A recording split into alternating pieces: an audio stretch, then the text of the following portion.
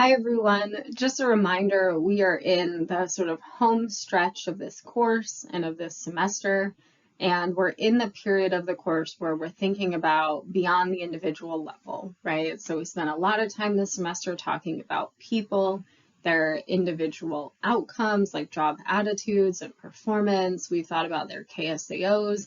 We thought about sort of who they are as people. And now we're in this stretch where we're thinking about how that adds up together, right? How do people work together? How do we do things like compose teams in the workplace? And that's really what we're going to focus in on today, is how we use teams in the workplace, when teams are effective, when teams are ineffective, and some specific and predictable processes that can arise in teams that again can be good or bad for things like performance. So just a reminder, this is actually our second to last bit of content. So this week we'll cover teams, then we'll take a break for Thanksgiving.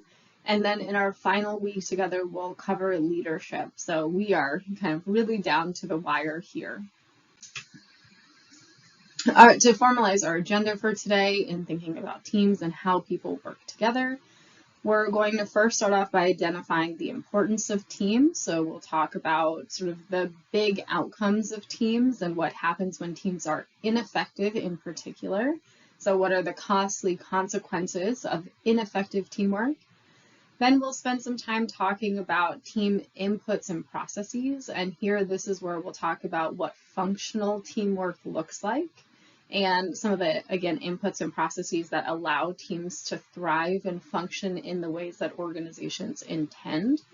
And then we'll transition into talking about the limitations of teams or teamwork. And this is where we'll get into those dysfunctional processes or all of the ways that teams can kind of backfire within organizations. So to get us started, I want to just really start with the basics. I want to talk about what a team is, how that's different from a group. I want to talk about the different designs of teams or ways that teams can be structured. And I want to give you a bit of a sales pitch for why teams are important, or at least given that teams are pretty ubiquitous, meaning organizations are using teams all the time, why it's important to invest in getting them right. Okay, so let's start with the absolute most basic piece of information here, which is just defining what a team is. Now, it may seem completely intuitive what a team is, but there are actually some specific criteria that have to be met for a collection of people to be considered an actual team. Now, the first of those criteria is that a team has to consist of 2 or more people.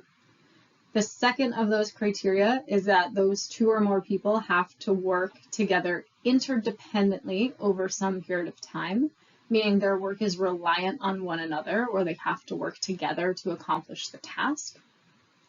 And then the third piece here is that the work that they're doing has to be for a common goal, meaning the members of the team are working towards the same outcome. What this means is that teams are a type of group, but not all groups are teams. And it's absolutely possible that we could have a work group that works mostly independently, or they work towards completely different goals with completely different outcomes. And we wouldn't count that as a team. So when we're comparing a group to a team, teams have greater interdependence than just a group would.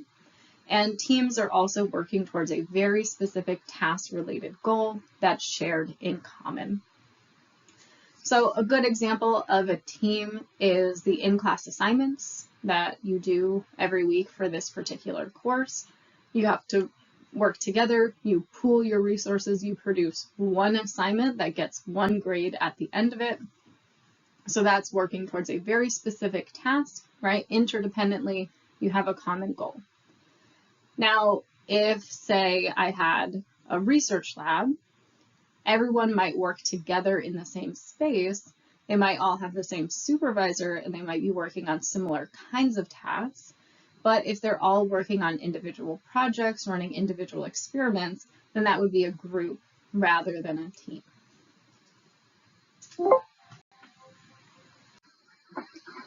Now, as we just mentioned in defining teams, one of the key components of what makes a collective of individuals or a group an actual team is having some degree of interdependence. So I think we need to spend a little bit more time understanding exactly what interdependence is or how interdependence can appear in different types of team structures. So to give you a formal definition here, task interdependence refers to the degree to which team members interact with and rely on other team members for the information, materials, and resources needed to accomplish work for the team. So what's important to note here, though, is that teams are not always interdependent in the same way, and there are degrees of interdependency, right? So a team has to have some degree of interdependence to be a team, but that degree isn't the same across all of teams. So the models that I've shown here range from the lowest level of interdependence at the bottom to the greatest amount of interdependence at the top. And I'm going to work through these. I know that I am blocking a little bit of this bottom one, but hopefully it's still clear. And so if we start with this bottom one, we have what we call pooled interdependence. This is where each member of the team does something unique that ultimately gets added together for the final product. So if you choose to do the in-class presentation or in-class assignment, by dividing up different parts of the question, so each person takes maybe the first prompt, and then someone takes the second prompt, someone takes the third prompt, and then you put that all together at the end so that you're submitting one product, again with a shared sort of goal and outcome, then that would be pooled interdependence. Then we have what we call sequential interdependence. So let's say you have to write a paper that has distinct sections, and each section builds from the previous. That would be a case where you have sequential interdependence. So member one of the team would write the introduction, then member two can't work on the next section until they have member one's work.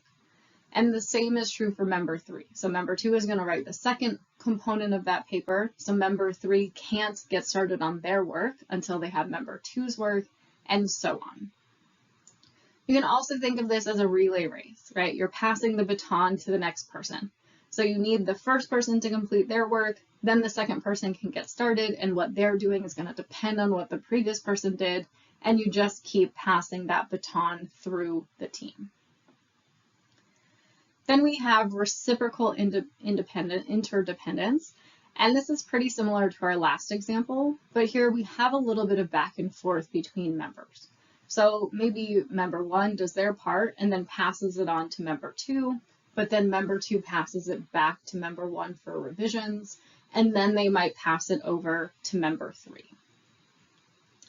And then our final model is our model of the highest amount of interdependence, and we call this comprehensive interdependence. This is where everyone's work relies on everyone else. So this could be an example of something like brainstorming, where every person's ideas are going to be influenced by all of the other ideas that are produced by their team members, right? Everything is happening in tandem, and everyone is reliant on the other outputs of the team members.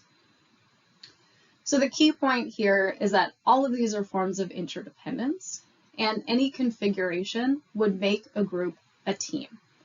Obviously, there are going to be times where having more interdependence is going to influence some of the relationships that we talk about today, and I'll definitely make nods to that. So it matters how much interdependence we have, but all of these different models count as at least a form of interdependence. Okay, so now I want to spend a little bit of time with that sales pitch that I told you was coming. And here I really just want to answer the question of why we're spending an entire week in our limited course talking about teams. Now, the answer to that question is that teams are incredibly popular in organizations, and this has been true for honestly decades of time. So as of 2006, almost 3/4 of all companies use department teams to accomplish central organizational functions. That number is actually even higher today. And people tend to have this lay idea that teams are critical to their success. We often hear the phrase that teams are greater than the sum of their parts. And that reflects this idea that teams can accomplish something that no one of its members could accomplish alone. However, we also have really clear evidence that teams, and specifically dysfunctional processes within teams, are responsible for some very large and catastrophic events that have occurred. We're going to talk a little bit about the Challenger explosion later. Another example is the Bay of Pigs, but I want to focus in on this example of the USS Vincennes. I don't know if we have any history buffs here, anyone who really likes to study wartime American history, but the USS Vincennes is a US naval ship, and it was stationed in the Persian Gulf during the Iran-Iraq War. And the people aboard the USS Vincennes accidentally shot down an Iranian air flight because they mistook it for a fighter jet. So it was really this breakdown in communication among team members that led to this misdiagnosis, which ultimately led again to them shooting down the plane. That led to the loss of innocent lives, and it also led to an international incident during a time of war, right? If this was sort of not understood to be a mistake, this could have been seen as a provocation of war. So there are really, really high consequences when we have poor teamwork. So I want us to keep this in mind because we're going to end by talking about some dysfunctional processes in teams, and again, how they can have these catastrophic effects for organizations. All right, then before we move on, I also want to talk about some different types of teams that can exist. And here, these different types of teams really reflect sort of why the team comes together or what purpose the team is fulfilling or how long the team functions as a particular unit. And of course, all of these types of teams are used in organizations, but they're used for very different purposes. Our first type of team is what we call a work team. So we can think of this as like a sales team or a team that's working on developing a specific product. These teams come together to produce a specific product or a particular output, and then they tend to work together for long periods of time towards that goal. It's possible that the product doesn't take long to develop, but in most cases we see these teams persist for maybe even years of time. However, once that goal is accomplished, they've produced the product, they've engaged in sales of a particular product, then those teams might disband. Then we have what we call management teams, and these teams are responsible for integrating activities across different organizational units. So they're sort of what we call boundary spanners, meaning that they help coordinate the work of different people and different teams to make sure that it all adds up at higher levels of the organization.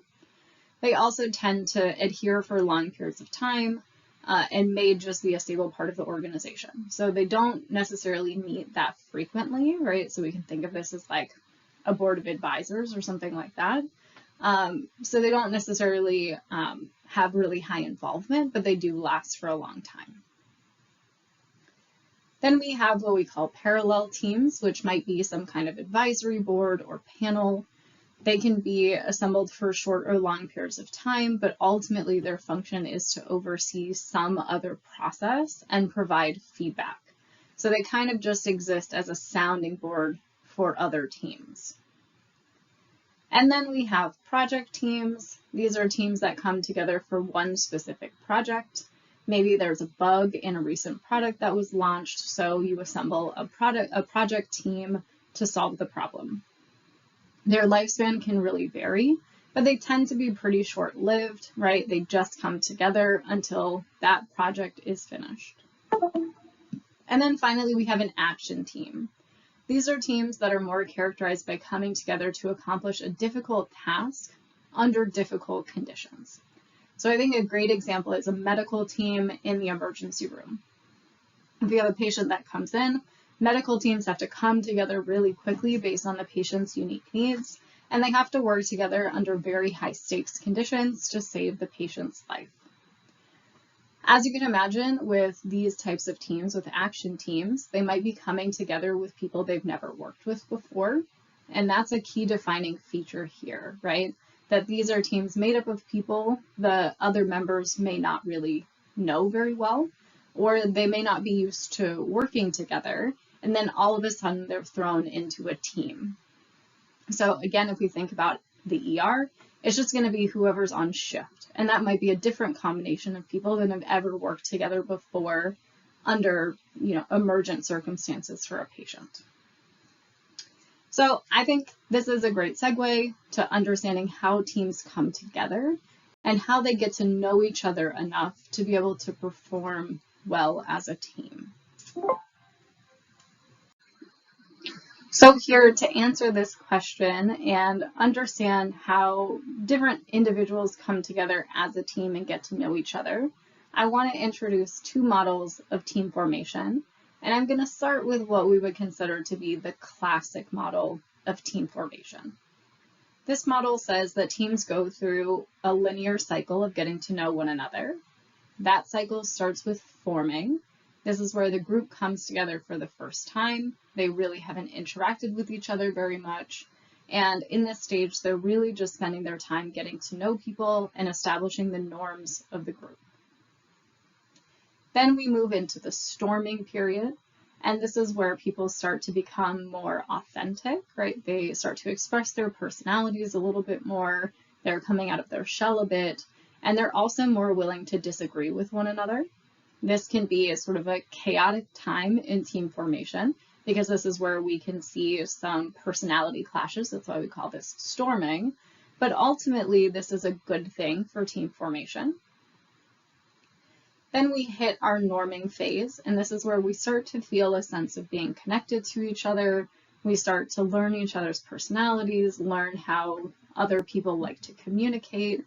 We learn to disagree in positive and constructive ways, and we start to develop a strong commitment to the team and to the team goals.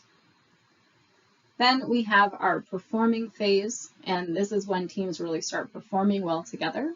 They understand how to work together, and they can come together and complete interdependent tasks in functional and productive ways.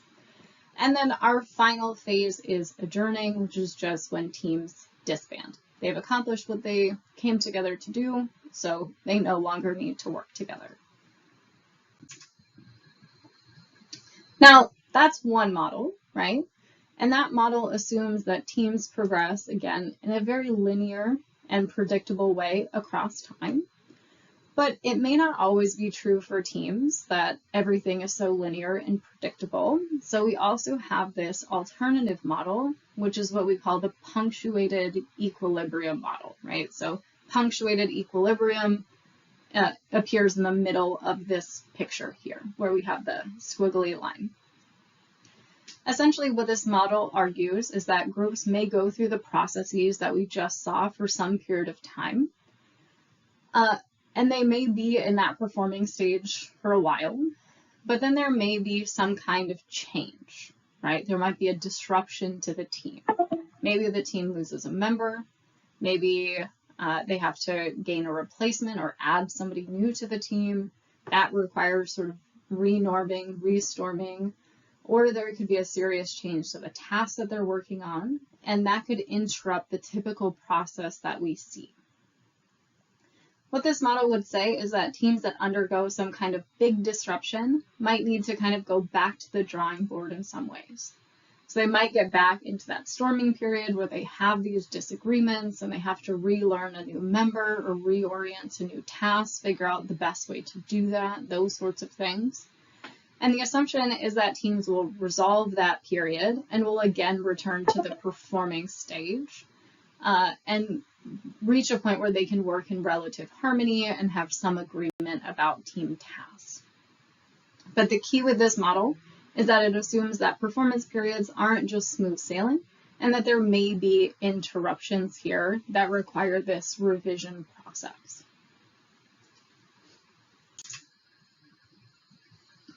Okay, so now that we've covered our basics, we know what a team is, we know how it's different from a group, we understand these different types of interdependence that teams can have, we understand different types of teams that might exist within organizations, what their uses are, and we understand how teams come together.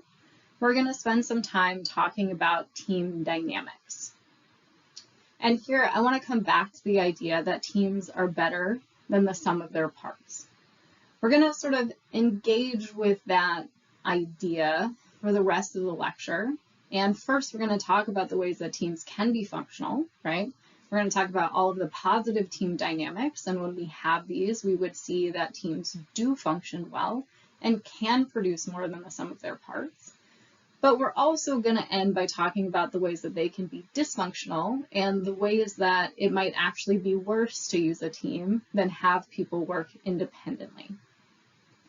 And here, before we get into this, I want you to kind of reflect on your own experiences with teams and think about what it's been like to work with others towards common goals, right? Have you had good experiences?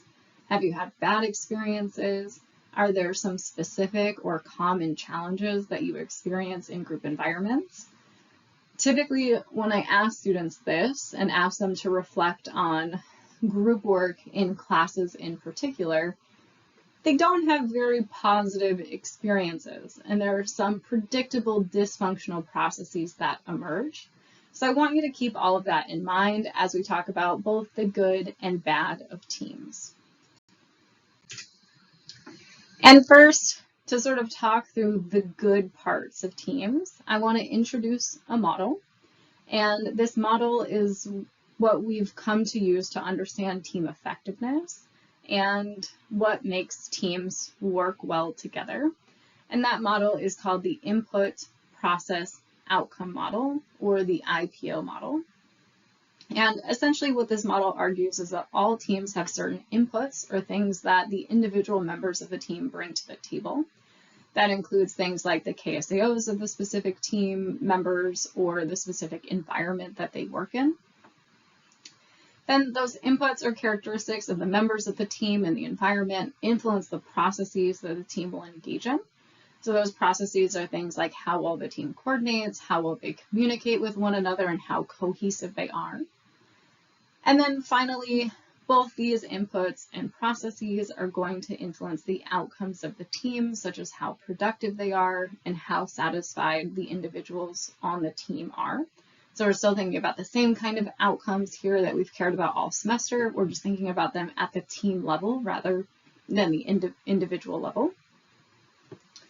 So given that we've already talked about these outcomes and we've sort of told you everything I can possibly tell you about satisfaction and about performance and these sorts of things, we're going to spend our time talking about inputs and processes and the specific types of inputs and processes that are unique in the context of teams. So some of these inputs are the same types of things we've been talking about, but the way that we have to think about them in a team is different than when we have to think about them just for individual employees.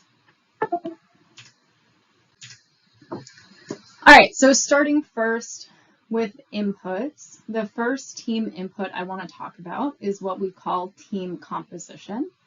And team composition refers to the KSAOs, the knowledge, skills, abilities, and other characteristics, generally personality traits, that team members bring with them into the team.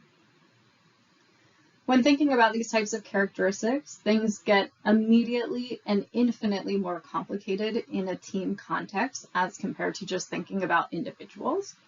So typically what we would do is hire people with, say, high cognitive ability or high conscientiousness, and we would assume that they're just going to be good at the job, right? Within a team, it's a little different. There are some variables where we want team members to be uniformly high. I'm sure we've all heard the phrase, a team is only as good as its weakest member, and that's certainly true for some KSAOs. But for other things, we may want to intentionally put someone on a team that has a complementary personality trait or area of expertise. So we would actually want to pick somebody who's different from the rest of the team. Or in other words, we intentionally want variability on that KSAO rather than picking people who are uniformly high on that trait. Now, the research in this area can be somewhat complicated, so I'm going to do my best to summarize this very briefly and at a relatively high level. So in general, we see that higher average levels of conscientiousness, extroversion, agreeableness, and emotional stability are all good for team performance. Then when we look at cognitive ability, the best predictor of team performance is the minimum score on cognitive ability among all of our team members. In other words, this is a case where you are only as strong as your weakest link. So the person who's lowest on cognitive ability is going to have a really big impact on performance. So you want to make sure that everybody is high and relatively uniform in cognitive ability. You can't necessarily make up for having one or two members who don't score particularly highly on cognitive ability by adding people to the team that do have high cognitive ability. Then one area where we want variation would be expertise. We want everyone to be high in cognitive ability, but we don't want them to have completely overlapping skills and abilities. Otherwise, there wouldn't be that much point of having a team. If everybody knew exactly the same thing, brought the same information to the table, then they wouldn't really learn a lot from each other or bring something unique to the table. And then finally, there's one area where we want to pay attention to variability as well. And this area would be attitude variability. When we have team members that have very low variability, or in other words, are very similar in their attitudes, we also see that they tend to be more attracted to the team. They have greater friendships within the team, stronger friendships, I should say, and they also communicate better with one another. Now, we'll talk about when this can backfire, when being too similar actually leads to negative outcomes for teams. But generally, people are happier when they work in teams, when they have team members who are similar to them in their attitudes. Okay, so our second type of team composition is what we call team diversity. And here we're talking about surface level diversity. And if we remember from last week, surface level diversity refers to how demographically similar or demographically different the team members are. So for example, do we have a team that's all men? Do we have a team that's all women? Or do we have a team that's mixed in terms of sex or gender? So that would be just one index of surface level diversity. And in general, what we tend to see is that surface level diversity does not appear to affect team performance. That means that sort of regardless of how similar or different teams are on things like race, sex, sexual orientation, age, any other social identity, teams tend to perform equally well. However, there's some context that we need to take into account when interpreting that relationship. So that's true overall, that the relationship between team diversity and team performance is 0. But when we look a little bit deeper, we do see that there are effects of team diversity, but they're dependent on how long the team has been together or where the team is in its life cycle. So if a team is newly formed, we often see that surface level diversity or demographic diversity can actually be harmful for team performance. And here, more homogeneous groups tend to be more efficient up front, potentially because of some discomfort among people who feel out of place if they're in the minority, or maybe discomfort among majority group members in interacting with minoritized team members. However, after the team has been together for some period of time and gotten to know one another, we actually see that diversity becomes positive for team performance. So after this initial discomfort, maybe we get through that norming or the storming phase and get to norming, and we get to know each other a little bit more. Then teams are actually able to leverage the diverse perspectives on the team to become more effective. I also want to note that those findings are focused on team level performance, and there's some evidence that being a minority team member can have detrimental effects for those individuals in particular. So for example, we see that minoritized team members feel less psychologically committed to their team, and they also have higher turnover rates as compared to the rest of the team or team members who are in the majority. Then the final team input that we're going to talk about is what we call team cognition. Team cognition refers to the shared knowledge or way of thinking about how to work as a team. And here there are a couple of different construct labels that people use in this area, but we're going to focus on what we call shared mental models. A shared mental model is basically just a common understanding of how to perform as a team. Now, this is absolutely critical for team performance because if you don't have a shared understanding of what the team is accomplishing, how to accomplish it, or who's accomplishing what piece of the task, then you're going to fail to coordinate and you'll fail to reach your shared goal. So we can have different types of mental models or mental models for different aspects of being on a team. And ideally, you want a shared understanding of all of these different components of teamwork. So first, you want all members of the team to jointly understand the task that they're attempting to accomplish in the same way. That means that every member of the team understands what the task is, as well as the specific approach that the team is going to take to accomplish that task. Then you also want a shared understanding of any equipment that will be necessary to use to accomplish the task and how and when it will be used, and of course, by whom. And then really importantly, you also really need to know your role, right? You could totally understand the task and how to do it, but you could misunderstand your part, and then you could end up doing redundant work or leave an important piece unaccomplished, undone altogether because no one did it. Then finally, you also need a shared understanding of the people on the team. And in particular, you want to know who knows what, right? That's very important for teamwork and team functioning. So knowing sort of the expertise that lives within the team and how to access it, right? Who holds that expertise so that you know what to do in times of crisis, you know what to do if you need help on a particular task, you know who the most appropriate person is to assign tasks to in the first place, and so on. Now, there's one other note that I want to make about team cognition before we move on here.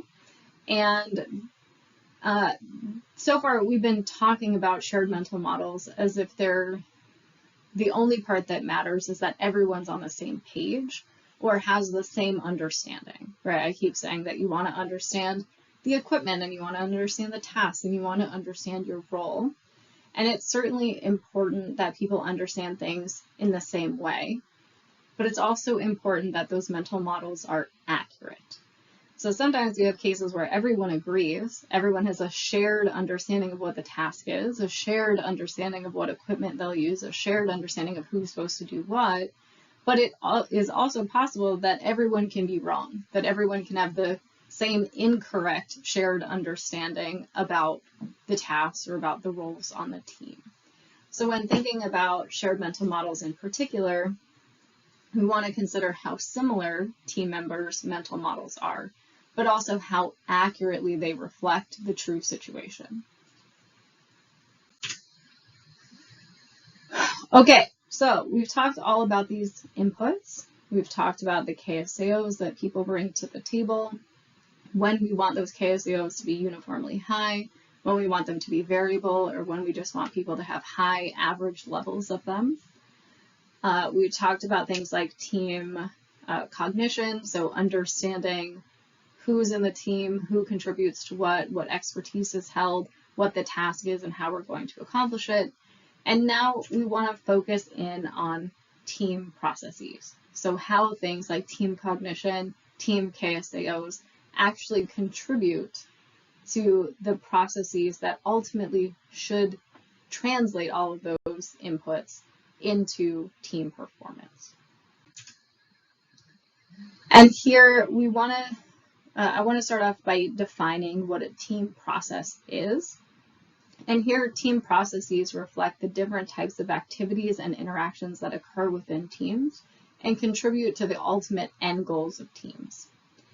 Now, as sort of shown in that picture, and as we've talked about, team characteristics, all of the inputs that we've already talked about, affect team processes. And then team processes have a really strong, really proximal impact on team effectiveness. So we want to make sure that we build our team in the right way, make sure they understand things in the right way so that they can have functional processes. But ultimately, it's those processes that are going to lead to our teams being more or less effective than individuals working by themselves. And here we want to differentiate between process gains and process losses. Process gains are when we have functional team processes, so our team is going to add up to more than the sum of its parts. Our team is going to be able to accomplish something that no individual member could have accomplished on their own.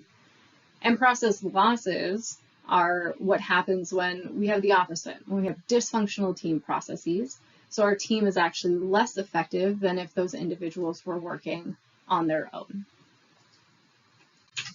So we're going to start off by talking about functional team processes, where if we have high levels of these processes, our teams are going to be effective. They are going to be greater than the sum of their parts, and they're going to ultimately benefit the organization.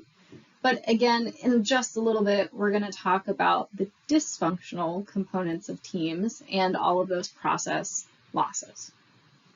So our first functional team process is what we call cohesion. The very formal definition of cohesion is the sum of the forces that attract group members to the group and hold the group together. In much less formal terms, cohesion is how much the team members desire to stay with the team and are committed to team goals. Teams that are high on cohesion or have this strong process within their teams often have high stability. They often feel pride in being a member of the team. They feel a sense of unity with their team members, and they also tend to have really high team satisfaction, meaning they have high satisfaction, but not for their job specifically, but for being a member of the team. Thinking about those different inputs that we talked about, teams with more attitude and value similarity and more personality similarity tend to have higher cohesion. Team cognition and having a shared sense of what it takes to work together as a team is also really good for team cohesion. So if we have those highly similar, highly accurate team mental models, that's going to lead to high cohesion. Then, as you can imagine, all of that is going to have positive effects on team level performance and things like team OCBs. If you're more committed and you feel this sense of pride and connection to your team, then you're going to go out of your way to help your team members. And of course, if you're cohesive, you are working well together, you have this strong attraction and this force keeping you together as a team, you're going to perform your tasks better as well. And then finally, bringing this back to interdependence, those positive effects of cohesion on team level outcomes are the most pronounced when we have a team that's highly interdependent. So a team that has to work together very closely and coordinate their efforts with one another really needs high levels of cohesion. Otherwise, communication will break down and things won't get done. Then another team process, again, a functional team process that we have is what we call team coordination. And coordination is really all about being able to seamlessly and effectively work towards that common goal that the team has. In order to be able to accomplish a shared goal, all members of the team have to be able to coordinate their efforts to generate the final product.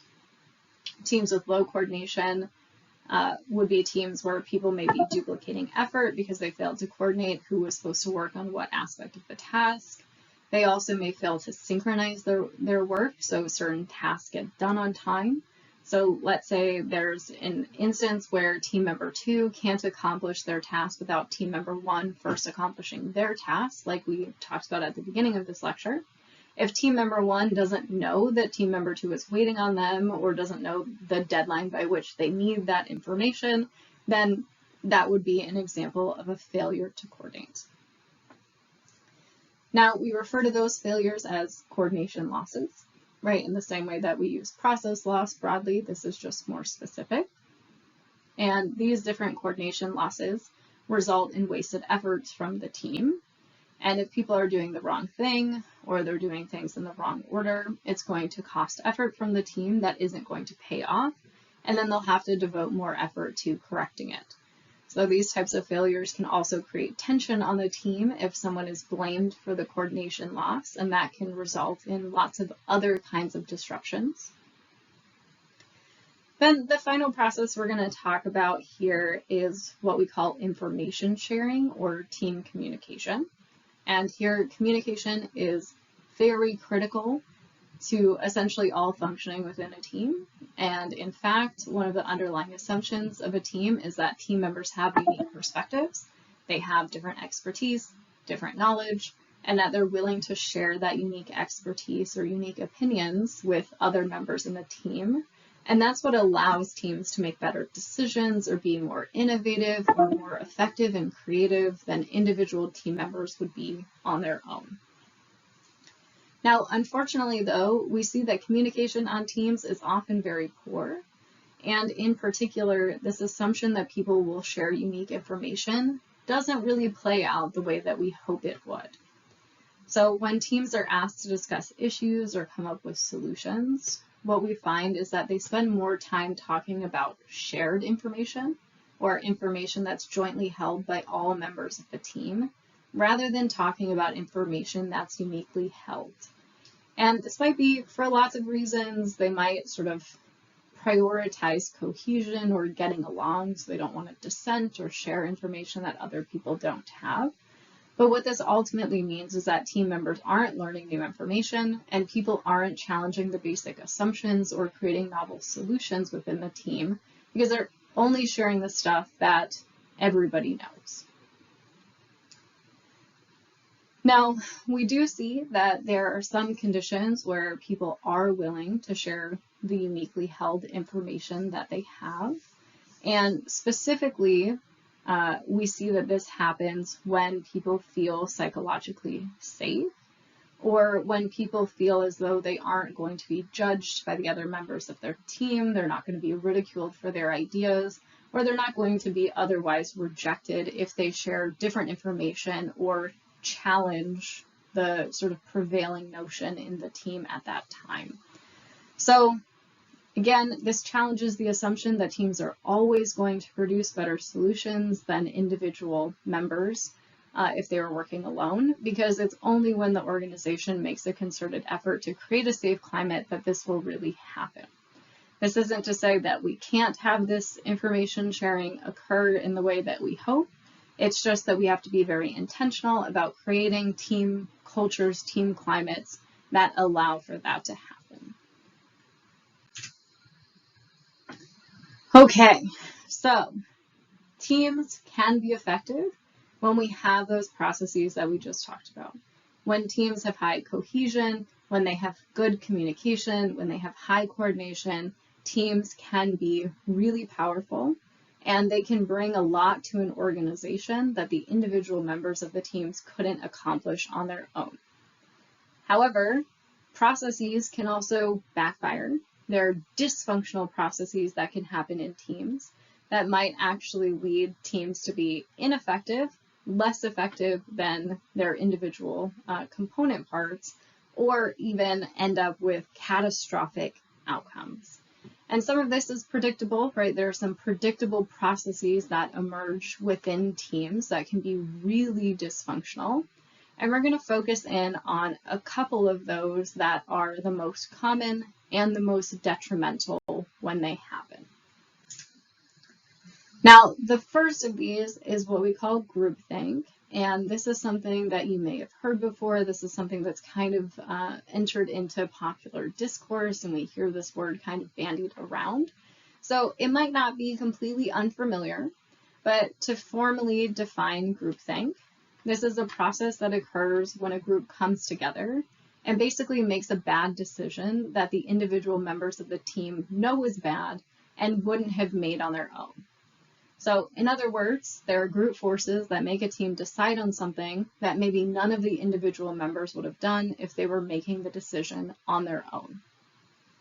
And what we see, at least in some of these cases, is that each member of the team might individually know that the decision is suboptimal or that it's going to be catastrophic, but no one speaks up against the decision. They go with it anyway, and the outcome is usually very bad.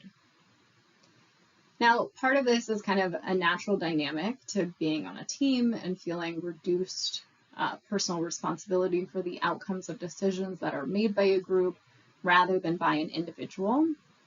But it isn't just that. And there are some more complicated dynamics that create or at least contribute to groupthink. So in cases of groupthink, the desire to agree and keep the cohesion of the group overrides the desire to choose the best course of action.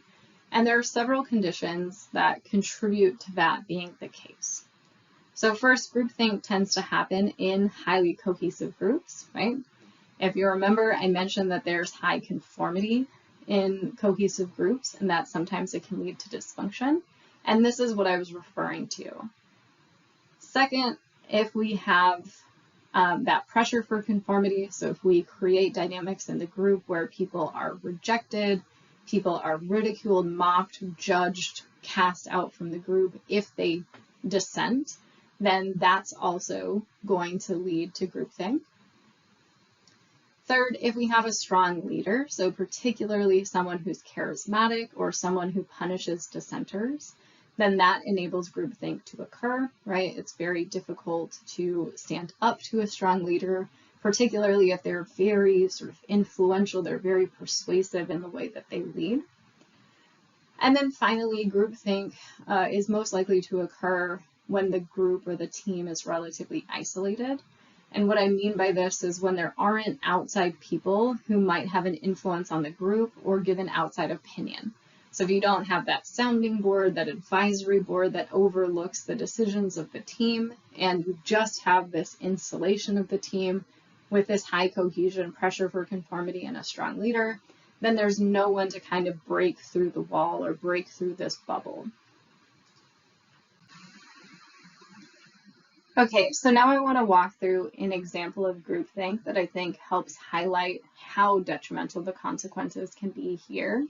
And one of the examples that people tend to rely on is the Challenger explosion. I'm not sure if people are aware of what happened with the Challenger explosion, but generally this was a national tragedy.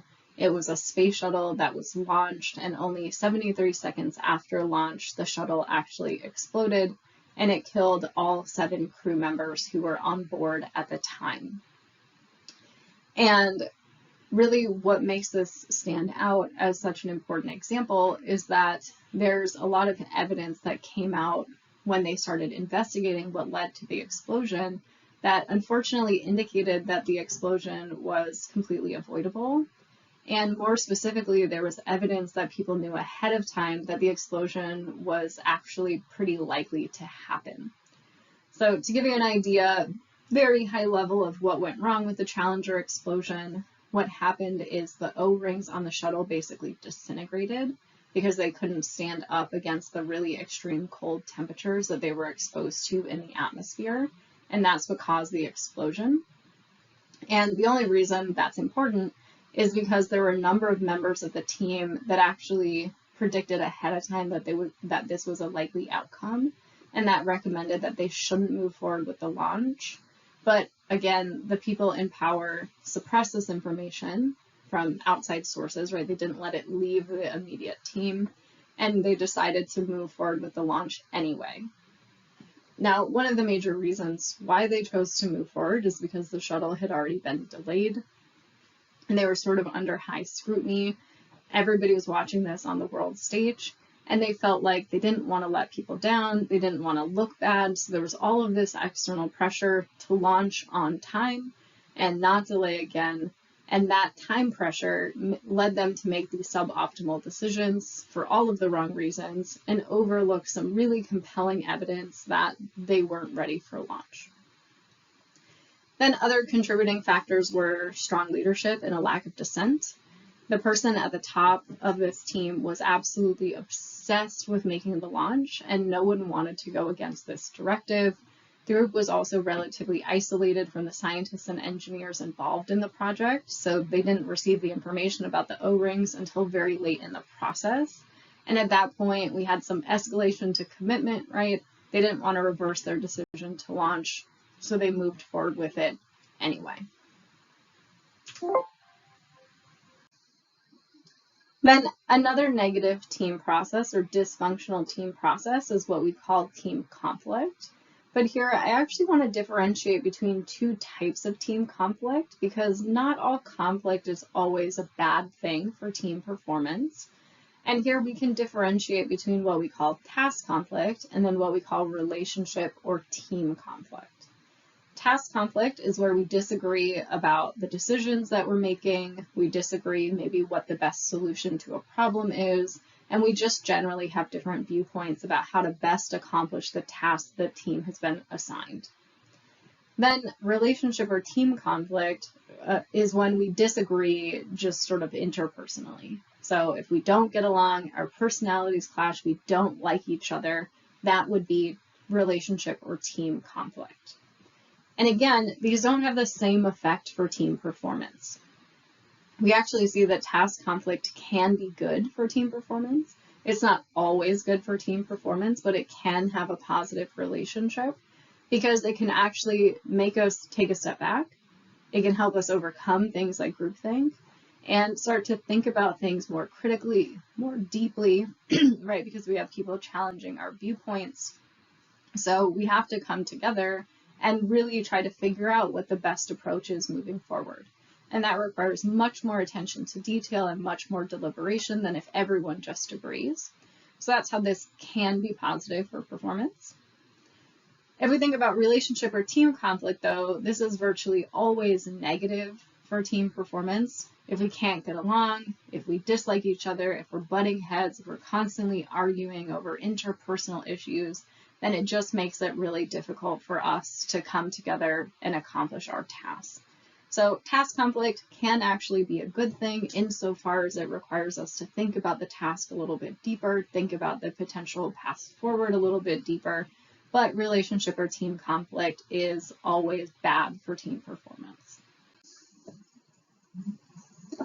All right, our last process that we're going to talk about and our last dysfunctional process is what we call social loafing. And all of you have worked in teams, at least in a class, at least in this class. So I'm sure that you all are very familiar with what social loafing is. But to give you kind of a formal definition here, social loafing is essentially just when you put less effort in when you're working in a group than you would have put in towards that same task if you were working alone. Now, some of the early work in this area did research using tug of war as a paradigm, and I think this work is kind of interesting, so I'll share a little bit about it here. But essentially, they would measure the force exerted on the rope by members of a team or individuals when they were either working in a team or by themselves playing tug of war. So they would have the same person, and first they would say, okay, you're going to go up against one other person. Go ahead and pull the rope as hard as you can, and they'd measure that force. Then they'd have that person come in and work in a team, allegedly, right? So they'd have other people lined up on each side, and those other people would just hold the rope. They wouldn't actually pull, and they would say, again, pull as hard as you can, beat the other team, and measure the force exerted there. And what they found is that the same person in those two conditions would exert less force on the rope when working in a team as compared to working individually. So clearly, they were capable of putting in more force, but they chose not to because they figured with all of those other people there on the team, someone else would pick up the slack. Now, unfortunately, this is a widespread phenomenon, and it does, of course, undermine the idea that teams are going to be greater than the sum of their parts. If people are not working at the top of their ability when they're in a team, then that might mean we actually get less out of a team than if we had people working individually. But the good news is that there are some things that organizations can do to reduce the likelihood that members of a team will engage in social loafing. So first, organizations can make sure that each person has a distinct contribution to the team. In other words, we want organizations to assign people a specific piece of the task or explicitly evaluate each individual's contribution to collective tasks in some way. Then outside of that, we can also give people individual rewards instead of team rewards, right? That's based on only their contribution so that other people can't make up for poor performance and they have individual level accountability. And then finally, we can also increase task meaningfulness because when people find tasks more meaningful, that also reduces social loafing by increasing intrinsic motivation. And of course, we can look back to the job characteristics model, our good old friend that keeps popping up lots of times this semester, to think about how we can improve task meaningfulness.